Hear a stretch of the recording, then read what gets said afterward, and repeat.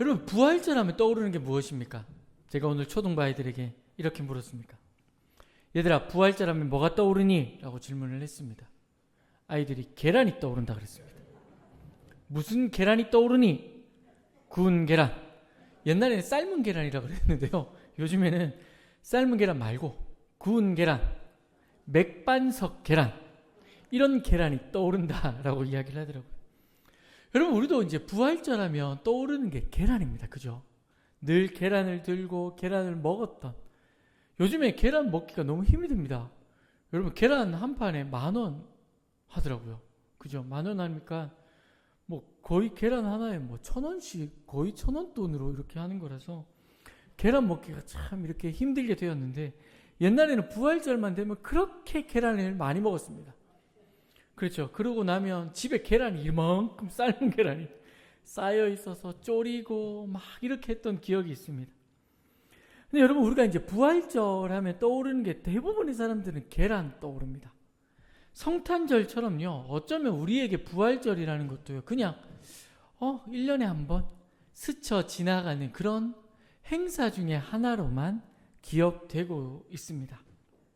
그런데 오늘 이 부활절이 중요하다라고 말하고 있는 성경 구절이 있습니다.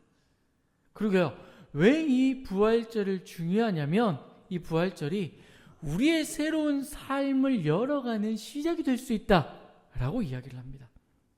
오늘요, 이 부활절을 통해서, 이 부활의 주님을 통해서 새로운 삶을 열어갔던 한 사람을 제가 여러분에게 소개하고자 합니다.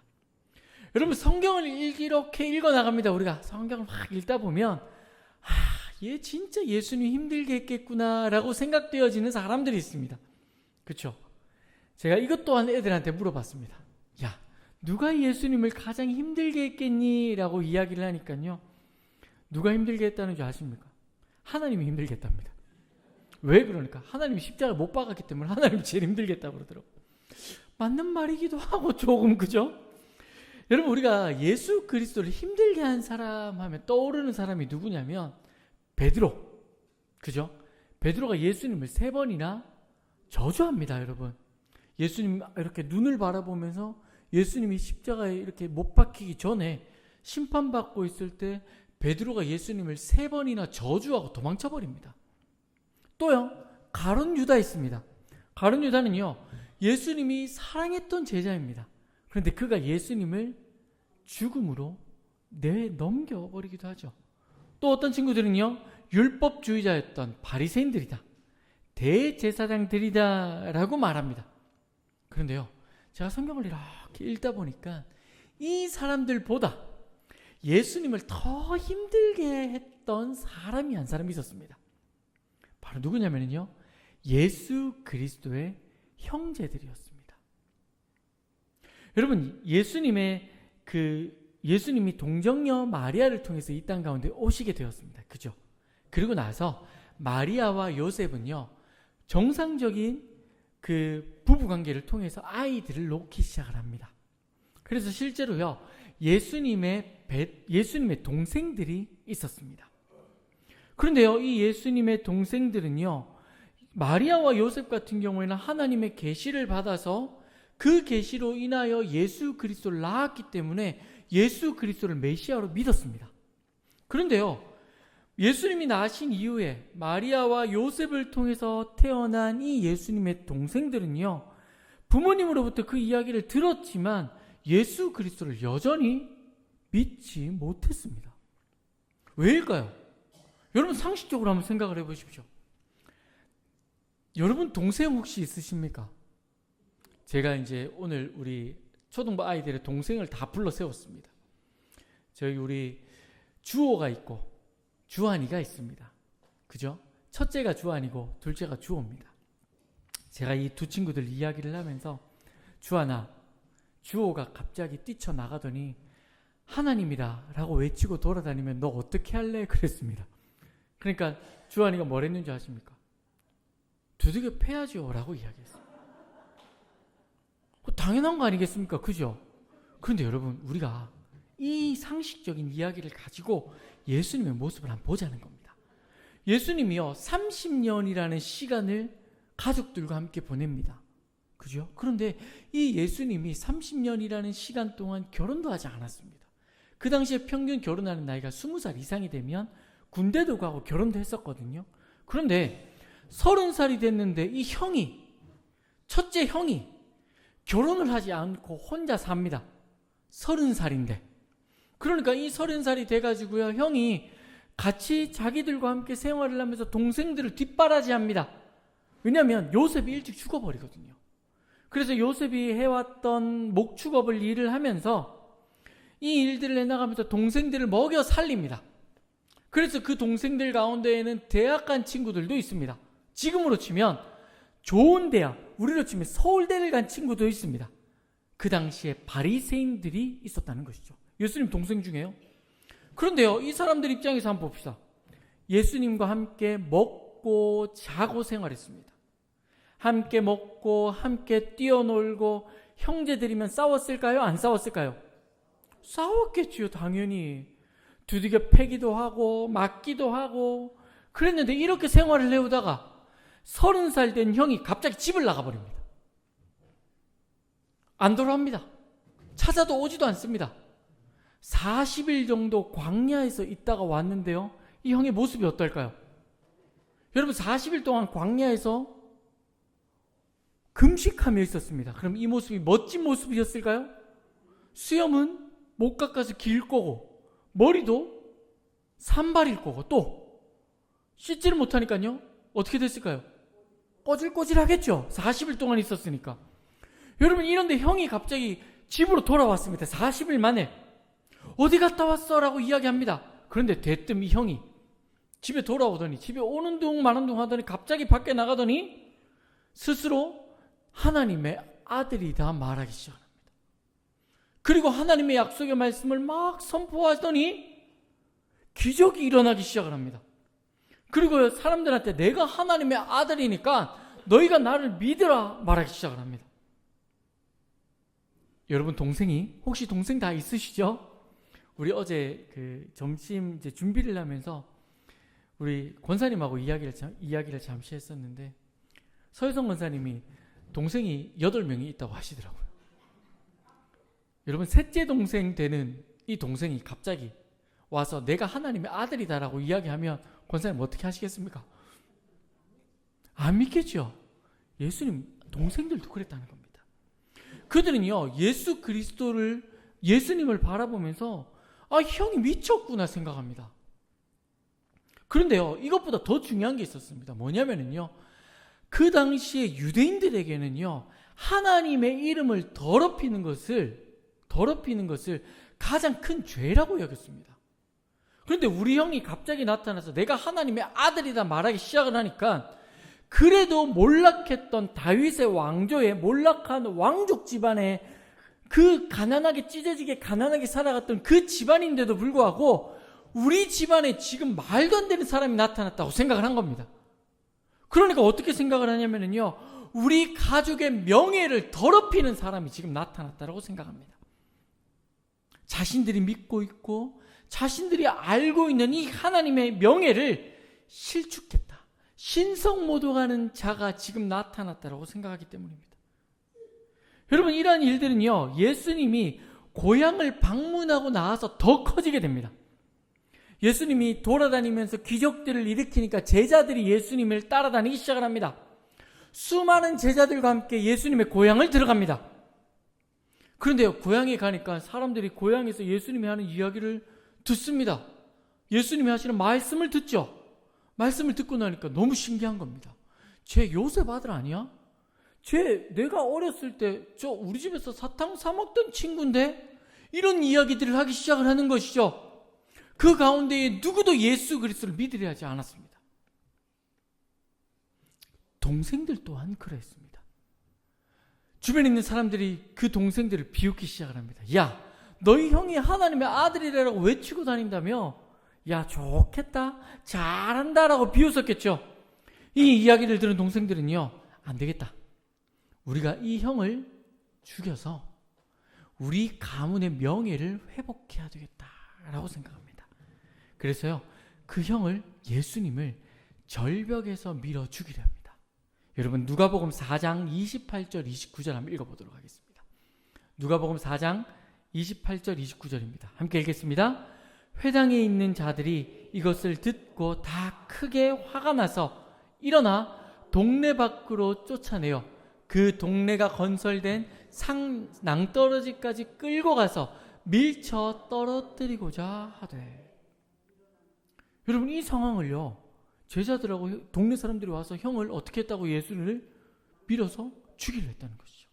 예수님이 이 상황을 알았을까요? 몰랐을까요? 아셨습니다. 그래서 이 고향을요 벗어납니다. 그러니까 공생의 사역은요 계속적으로 확장되어집니다. 그런데 이 형제들은요, 예수님의 공생의 사역이 확장되면 확장되어질수록 더 자신의 명예는 더럽혀지고 있다고 생각합니다. 그래서요 더 예수 그리스도를 죽이려고 발버둥치기 시작합니다. 그것이 하나님을 위한 길이다라고 생각했기 때문입니다. 그래서 예수님은요 당시에 예수 그리스도를 죽이려 했던 이들과 손을 잡기 시작합니다. 바로 바리새인들과 서기관들과 손을 잡은 것이죠. 예수님의 동생들은요 바리새인들과 서기관들과 함께 예수 그리스도를 죽이기로 작정합니다.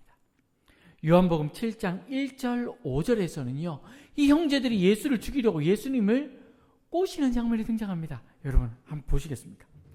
그 후에 예수께서 갈릴리에 다니시고 유대에 다니려 아니하심은 유대인들이 뭐하려 하기라고요? 죽이려 함이로라. 유대인 명절인 초막절이 가까운지라 그 형제들이 예수께 이르되, 이 형제들이 누구라고요? 예수님의 동생들이 예수께 이르되 당신이 행하는 일을 제자들도 보게 여기를 떠나 유대로 가소서. 지금으로 치면 이런 겁니다. 지금 당신이 해가고 있는 일들을 모든 사람들이 봐야 되니까 형님 서울로 올라가자. 서울에 사람이 많으니까 그곳에 가서 유명해져야 되지 않겠습니까? 라고 말하는 겁니다. 4절 다시 볼까요? 스스로 나타내기를 구하면서 묻혀서 일하는 사람은 없나니 이 일을 행하려 하거든 자신을 세상에 나타내소서 하니. 무슨 말이라고요? 형님 유명해지려면 서울 가야 됩니다 라고 똑같이 이야기를 했다는 것이죠. 그러자 예수님이요 성경은요 이 일을 5절에 이렇게 고백합니다. 이는 그 형제들까지도 예수를 믿지 아니하밀로라. 여러분 이걸 간단하게 정리하면 이렇습니다. 형님이 말하는 그 진리가 진짜라면 이 시골에서 이러지 말고 세상에 올라갑시다. 그리고 그것에서 더 많은 사람들에게 이 진리를 전합시다. 그러니까 형님 지금 빨리 여기서 나와서 유대로 올라갑시다 라고 말합니다. 왜 이렇게 이야기했을까요? 유대로 올라가는 길에 예수 그리스도를 죽이려 했기 때문입니다. 여러분 1절 다시 한번 보십시오. 요한복음 7장 1절. 그 후에 예수께서 갈릴리에서 다니시고 유대로 다니려 아니하심은 유대로 올라가는 길에 유대인들이 죽이려 함이라. 여러분 이런 그 동생들의 방해는요 예수 그리스도의 공생의 사용 내내 반복되어집니다. 결국요 예수님은 십자가에서 죽임을 당하게 됩니다. 그러면 우리가 조금 추론을 해볼 것은요, 예수님의 동생 중에 바리새인이 한 사람이 있다고 그랬었죠. 그죠? 그러면 그 바리새인은 예수님이 죽으시고 예수님이 재판받으시는 그 현장에 있었을까요? 없었을까요? 있었을 겁니다. 그는요 자신의 형을 죽이라고 손을 들어 외쳤을 겁니다. 결국 예수님은요 고난 가운데에 죽임을 당합니다. 십자가에서 죽으시죠. 하늘이 캄캄해집니다. 바위가 터져납니다. 성전 휘장 위에서부터 아래로 쭉 찢어집니다. 그곳에 있는 모든 이들이 성전 안을 들여다볼 수 있게 되었습니다. 천국으로 들어갈 수 있는 길이 열리게 된 것이죠.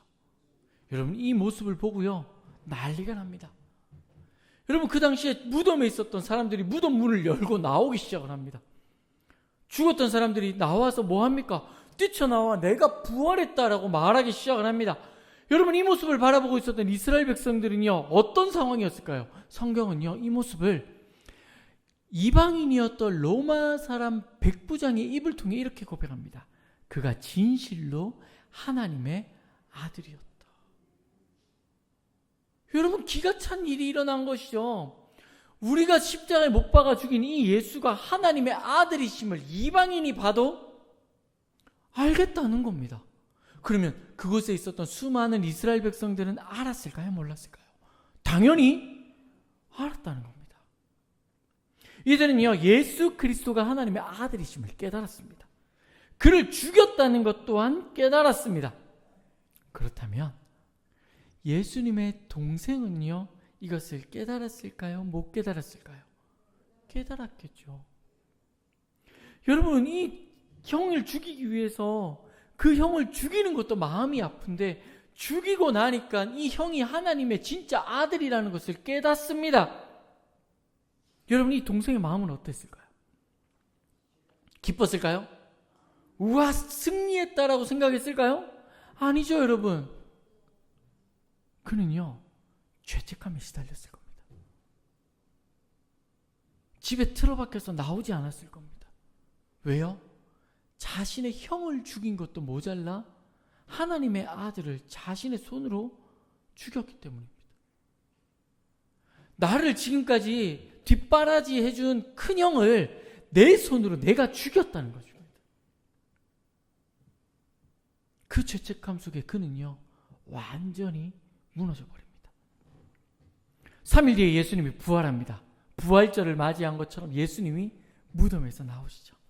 예수님은요, 부활하시고 자신을 사랑했던 그 사람들을 만나기 시작합니다. 예수님이 정말 사랑했던 누구도 있습니까?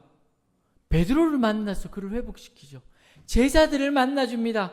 막달라 마리아도 만나줍니다. 엠마오로 가는 제자들도 만나줍니다. 더 나아가요, 예수님을 따랐던 그 당시에 500명의 성도들도 만나줍니다. 그리고 오늘 본문의 야고보와 또 오늘 본문에 쓰여있던, 이 본문을 쓰고 있던 바울도 만나줍니다. 그런데 여러분, 오늘 본문을 잘 보십시오. 조금 이상한 점이 하나 있습니다. 야고보라는 이름입니다. 여러분, 오늘 본문 5절 7절 다시 한번 읽어볼까요? 5절 7절 읽겠습니다. 오늘 본문 5절 7절입니다. 함께 읽겠습니다. 게바에게 보이시고 그 후에 500여 형제에게 일시에 보이셨나니 그 중에 지금까지 대다수는 살아있고 어떤 사람은 잠들었으며 그 후에 야고보에게 보이셨으며 그 후에 모든 사도에게와 맨 나중에 만삭되지 못하여 난 자 같은 내게도 보이셨다. 여러분, 이제 본문을 다시 한번 보십시오. 5절에요. 게바가 누구냐면요, 베드로입니다. 베드로에게 보여주고요, 그 다음에 12 제자에게 보이셨다라고 말합니다. 그런데요, 7절에 다시 한번 보십시오. 그 후에 야고보에게 보이셨으며 그 후에 모든 사도에게 또 보이셨다 말합니다. 12명의 제자들에게 나타나서 예수님이 그를 만나줬는데 또 야고보에게 왜 만나주셨을까요? 야고보를 더 사랑했기 때문일까요? 아닙니다, 여러분. 오늘 본문에 나타나는 이 야고보는요, 바로 예수 그리스도를 죽이려고 앞장섰던 예수님의 동생 야고보입니다. 예수님은요, 부활하시고 난 이후에 자신을 죽이기 위해서 혈안이 되어 있었던 자신의 동생을 만나러 찾아갑니다. 물론 우리는요, 성경 안에서 예수님이 이 야고보를 만나서 어떤 일을 행했는지 알 수는 없습니다. 그러나 베드로를 만나주신 모습을 떠올린다면 베드로를 만나주신 그 하나님이 야고보를 만나주셨을 것이라 추측할 수 있죠. 베드로의 모습을 한번 볼까요? 베드로는 예수님을 저주했습니다. 예수님을 버리고 소명도 버리고 옛 모습으로 돌아갔습니다. 그런 그를 예수님이 찾아가서 그를 만나줍니다. 용서합니다. 그의 소명을 다시 회복합니다. 그의 무너진 삶을 다시 회복한 것이죠. 야고보 또한 그랬을 겁니다. 집에 처박혀서 죄책감에 빠져있는 그를 예수님이 찾아가서 그를 안아주었을 겁니다. 야고보가 형을 끌어안고 얼마나 울었을까요? 얼마나 울었겠습니까, 여러분? 말하지도 못하고 울었을 겁니다. 그런데 그 예수님이 이 야고보를 안아주면 무엇이라 말했을 겁니다. 무엇이라 말했을까요? 사랑한다 말하지 않았겠습니까? 야, 걱정하지 마. 나 괜찮아. 알고 있어. 네가 무슨 말 하지 않아도 난 네 마음 다 알 것 같아. 사랑한다. 걱정하지 마라고 안아주지 않았을까요? 여러분, 그렇게 예수님은요, 죄책감에 빠져있는 그의 마음을 회복시키기 시작합니다. 치유하기 시작을 합니다. 그가 어떠한 삶을 살아야 될지를 그에게 다시금 말하기 시작합니다. 더 나아가 모든 것이 무너져 버린 그의 삶을 예수 그리스도가 다시 세워 나가기 시작합니다. 여러분, 이렇게 예수님을 만난 야고보는 어떻게 변화되었을까요? 성경은요, 이런 야고보의 변화된 삶을 우리에게 한 절로 보여주는 장면이 있습니다. 바로 야고보서 1장 1절입니다. 여러분, 야고보서 1장 1절에 한번 띄워주시겠습니까? 야고보는 자기 자신을 이렇게 고백합니다. 하나님과 주 예수 그리스도의 종 야고보는 흩어져 있는 12지파에게 문안하노라. 여러분, 이 구절 다시 한번 보시겠습니까? 하나님과 주 예수 그리스도의 종 야고보다 라고 말합니다. 당시의 형인 예수님을요, 신성모독이라고 죽이려고 앞장섰던 야고보는요, 자신이 쓴 이 야고보서에, 자신이 쓴 이 편지에 자기 자신을요, 하나님과 예수 그리스도의 종이라 소개합니다. 자신의 형을 하나님과 같은 성자 하나님으로 인정하고, 또한 그리스도 메시아라 칭함으로 예수님을 자신의 구주도 인정하고 영접하고 있는 것이죠. 더 이상 그는요, 예수님을 우리의 형이라 말하지 않습니다. 자신의 주님이다 라고 고백하는 것이죠. 사랑하는 성도 여러분, 야고보는요, 부활의 주님을 만나고 자신이 생각하고 있던 모든 것들을 회복하기 시작합니다. 혈육을 벗어 던지고요, 예수 그리스도를 하나님의 아들 메시아로 인정하기 시작합니다. 그래서 그는요, 더 이상 예수 그리스도 앞에서 자기 자신을 내세우려 하지 않습니다. 자기 자신 또한 그저 구원받아야 할 한 영혼임을 자각하는 것이죠. 그래서 그는요, 자기 자신을 내어놓지 않습니다. 그리고 자기 자신을 종이다 고백합니다. 이후 야고보의 삶은 어땠는지 아십니까? 그는 자신이 가지고 있었던 모든 것을 내어번지고 예수 그리스도를 따라가기 시작합니다. 그는 베드로를 이어서요, 초대교회 두 번째 지도자가 되어집니다. 그래서 그의 모습들은요, 사도행전을 잘 보시면은 수많은 전도자들을 파송했고요, 바울이 전도 여행을 마치고 예루살렘의 교회에 왔을 때 이 바울을 세워주고 이 바울을 다시 회복시켜서 복음을 전하는 자리로 보내는 일을 감당하게 되어집니다. 그리고 그는요, 이렇게 고백합니다. 행함이 없는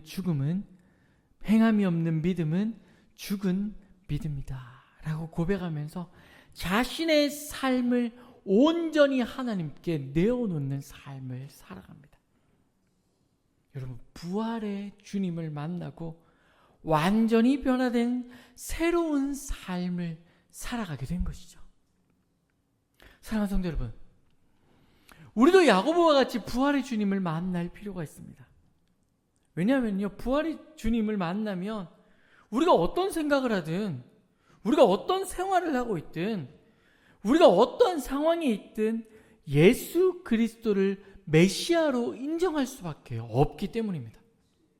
그 인정함은요, 믿음이 되어지고 그 믿음은 우리의 삶의 고백이 되어집니다. 여러분, 이 삶의 고백은요, 무너져버린 우리의 모든 것을 다시 회복하는 시작이 되어집니다. 결국요, 예수 그리스도만이 전부인 삶을 살아가게 되는 것이죠. 그렇기 때문에 우리도 부활의 주님을 만나야 합니다. 성경의 많은 선진들은요, 야고보와 같이 부활의 주님을 만나고 예수 그리스도를 구주로 영접합니다. 그리스도를 위한 삶을 살아갑니다. 오늘 본문을 쓴 바울 또한 부활의 주님을 만나고 삶이 변화되어졌습니다. 그들은요, 죽음이 그들을 가로막아도 개의치 않습니다.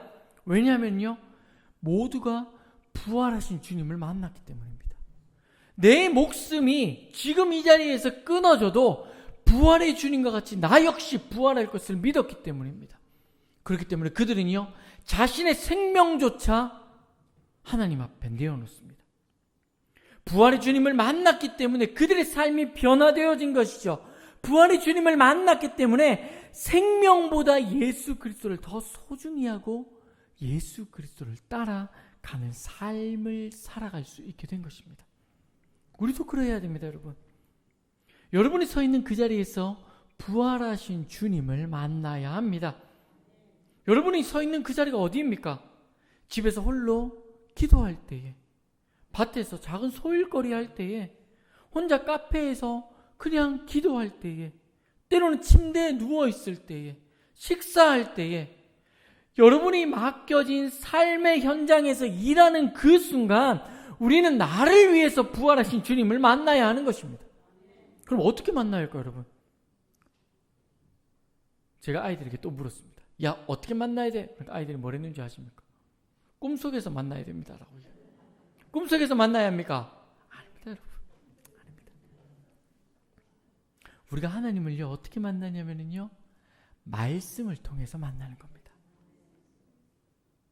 오늘 말씀을 통해서 예수님의 행적을 우리가 볼 수 있는 것처럼 하나님은요, 말씀을 통해서 야고보와 같이 우리를 만나 주십니다. 예배 시간에 선포되는 말씀이 살아서 여러분의 삶 가운데에서 살아 움직이는 겁니다. 내가 지쳐 있을 때 하나님의 말씀이 나를 붙잡아 주는 겁니다. 야, 내가 너와 함께 있어, 두려워하지 말라는 그 말씀이 나를 붙잡는 거죠. 예배 시간에 선포되어지는 말씀이 살아서 나의 무너진 상황을 회복시키고, 무너진 삶을 회복시키고, 무너진 마음을 회복시키는 것입니다. 그것이 지금을 살아가는 우리가 부활의 주님을 만나는 방법입니다. 여러분, 부활의 주님을 만나면, 여러분 말씀을 만나면, 여러분 살아있는 말씀을 만나면 우리의 삶은 변화되어집니다. 우리의 생각이 바뀌고 여러분의 삶은 회복되어집니다. 우리를 사랑하시고 우리를 위해서 부활하신 예수님이 살아계시는 말씀으로 여러분을 붙잡고 있습니다. 그 살아계신 말씀으로 여러분의 삶의 방향과 가치를 하나님 중심으로 바꾸어 갑니다. 내 옆에서 하나님이 함께 하시는 것처럼 이 말씀이 여러분이 서 있는 그 자리에서 여러분을 붙잡고 여러분을 변화시키고 여러분과 함께 하는 것이죠. 이 은혜가 부활절을 맞이한 저와 여러분에게 충만했으면 좋겠습니다. 그럼 말씀을 정리하겠습니다. 오늘 부활절입니다, 여러분. 여기 계신 분들 중에 몇 번째 부활절을 맞이하셨습니까? 저는 한 45번째 부활절을 맞이하고 있습니다. 여러분, 그 부활절에 부활하신 주님을 만나셨습니까? 아니면 습관처럼 계란만 가득 먹고 집에 가서 입에서 닭똥 냄새가 팍 이렇게 날 만큼 계란만 먹는 부활절이었습니까? 저는요, 오늘 이 부활절이 지금도 살아계셔서 살아계신 예수님을 만나는 부활절이 되었으면 좋겠습니다.